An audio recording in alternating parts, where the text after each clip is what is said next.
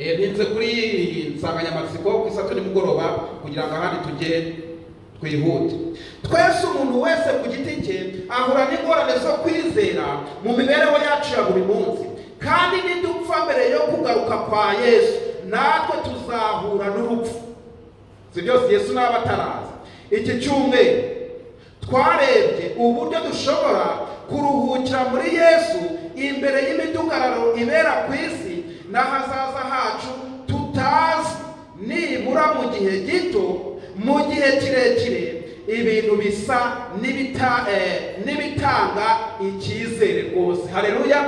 Mu gihe gito cyangwa kirekire ibintu bisa n'ibitanga icyizere. Icyo cyizere kirava muri wa murongo tugomba kugenderaho w'ubuhanuzi bw'Imana butwereka igihe kigeze, tukamenya ko isi turimo y'umubabaro igiye kurangira, none icyizere tukakigira mu isi nshya yo tuzabanamo na Kristo. Naho icyizere kiri ni mu isi nshya, nuko amateka y'isi agomba gushyirwaho iherezo, hakimikwa ingoma y'amahoro. Aho niho dufite icyizere. Naho muri iyi si nta cyizere dufite rwose. Tuzaba nk'uko abandi baba, ariko tubarushe kuba dufite icyizere cy'isi izaza, kandi icyo cyizere gitume dusanga babandi badafite icyizere, kugira ngo tubahumurize ibibazo barimo, babone umunezero dufite, tudakomora uko turi ku isi, ahubwo tubikomora ku ngoma y'Imana.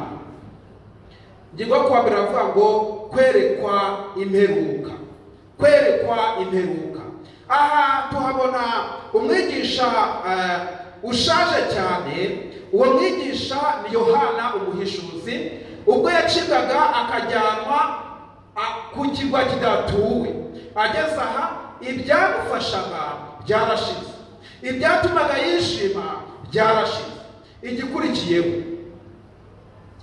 mu bo yakoranye nabo bose arizo ntumwa bagenzi be, zose zari zamaze gusinzira, kandi noneho mu gusinzira kwazo zisinzira atari urupfu rwari twabonye rwa hano ku isi, ahubwo bazize ibyo bize.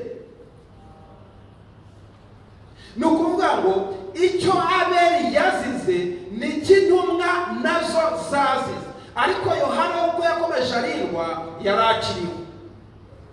Ariko ubwo yari araha yatekereje ubw'umurimo wari ukiri muto, arawitegereza, ariko abona n'abari bawurimo bari gukorerwa akarenga. Nuko aho nakwita mu kwitekerezaho no mu gutekereza ku by'umurimo arimo. Ariko Yohana aza kwibuka amagambo y'uko bahuye n'abagabo babiri, maze ubwo bitegerezaga Yesu ari kugenda, maze bumva abagabo babasubiza bati, yemwe bagabo b'i Galileya, ni iki gitumye muhagaze mureba mu ijuru? Yesu bakuweho akazamuka mu ijuru, azaza atyo nk'uko mumubonye ajya mu icyo cyakomeje Yohana, maze Yohana atangira kugira iyerekwa ryo tubona mu byahishuwe, maze yerekwa iby'itorero. Abafite ibyigisho musoma ku gika cya kabiri, itorero ryari rikiri rito, ryari ryaragize impinduka zijyanye n'ibisekuru bisimburana, kandi icyo gihe ryahuye n'akarengane gashishana gaturutse hanze yaryo n'inkubiri z'ubuhakanyi z'imbere muri ryo. Itorero ryahuye n'urugamba, abaritera bavuye hanze n'urugamba rw'imbere muri ryo. Yohana agomba kuba yarumvise agize irungu, ananiwe kandi ahangayitse, maze mu buryo butunguranye agira iyerekwa. Ni ukuri iri yerekwa, ibyo byahishuwe na Yesu bigomba kuba byaramubereye ihumure rikomeye, amenya ko Yesu ari we Alufa na Omega, itangiriro n'iherezo, izina ry'Imana rihabwe icyubahiro. Aha ngaha rero kwerekwa imperuka,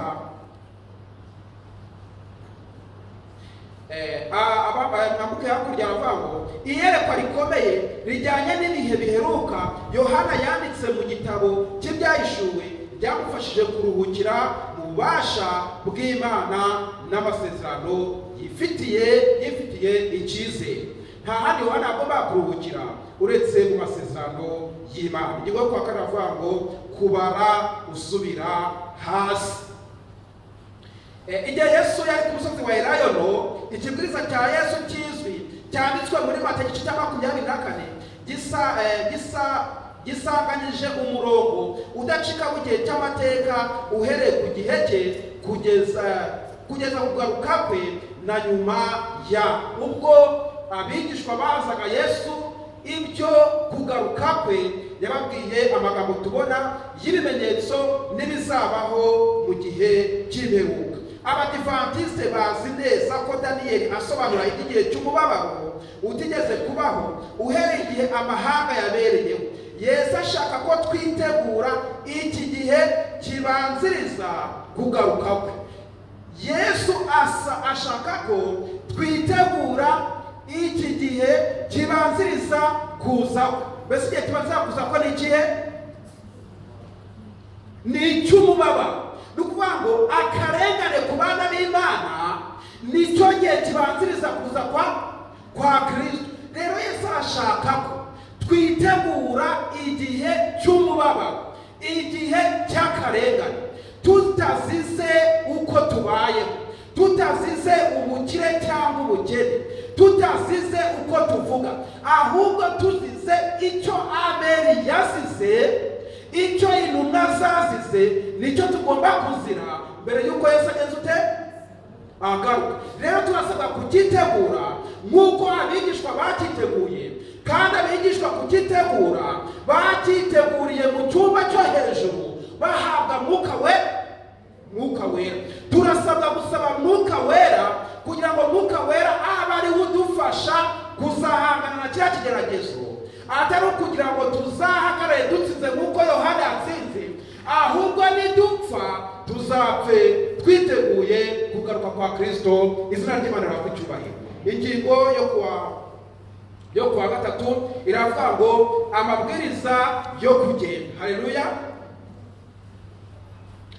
Ishusho nini ya gihanuzi y'amateka ntitwemerera kwicara hasi ngo twipfumbate tutagira icyo dukora igihe ibyavuzwe bigenda bisohora, ibintu tudashobora kugira icyo tubikoraho. Kenshi cyane dushobora kugira iyi myifatire ivuga ngo yego ibibazo birahari, n'ubundi ubuhanuzi butwereka ko ibi bintu bizasohora, none se hari icyo nabihinduraho? Reka niyicarire, n'ubundi ubw'Imana yabivuze reka bisohore. Ukavuga uti ariko ubundi ko Imana ariyo yirwanira urugamba, ubundi njye nakora iki n'ingenge? Reka mbere kuko Imana yabigenye aba ariko bisohora. Ariko hano baratubwira ngo ntabwo twebwe nk'uko tubisoma mu Byahishuwe cya 14